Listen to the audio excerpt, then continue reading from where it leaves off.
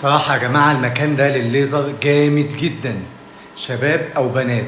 الليزر كل حاجة. الشباب مثلا عاوز تعمل ليزر، لو طلع لك شعر هنا، طلع لك أي حاجة هنا، تيجي هنا تعمل ليزر بالغاز. الماشينة ديت مفيش قبلها مخدر موضعي، لأنها بالغاز، وبعدها ولا بتشتري كريمات ولا بتعمل أي حاجة.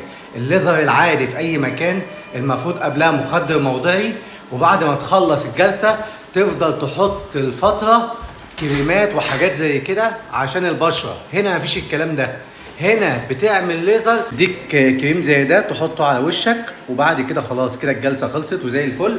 وبعد كده بتلاقي وشك بدأ يرجع لوضعه الطبيعي وبشرتك لوضعها الطبيعي. وهنا ناس متخصصين وعياده موجوده في الشانزليزيه، وارخص سعر موجود في فرنسا كلها.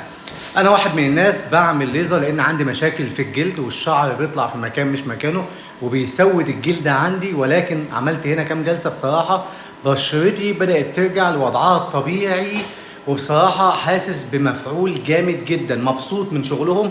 وكمان الجلسه رخيصه، فاي حد هيجي هنا لازم تاخد رانديفو من على الرقم اللي قدامك على الشاشه دلوقتي.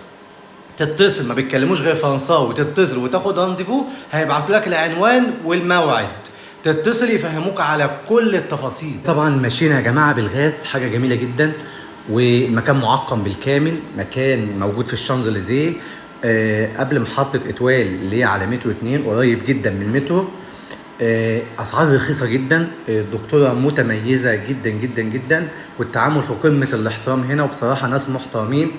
انا عملت هنا كام جلسه، بصراحه حاجه عظيمه جدا جدا جدا، واثرت بجد بشكل ايجابي. ولو سمحتوا يا جماعه، اي حد عاوز يوصل للمكان ده قدامك الرقم على الشاشه، تتصل وتسال عن كل حاجه، ولازم تاخد رانديفو. محدش يسالني عنوان فين، لازم تتصل وتاخد رانديفو. شكرا جدا لحضراتكم، السلام عليكم.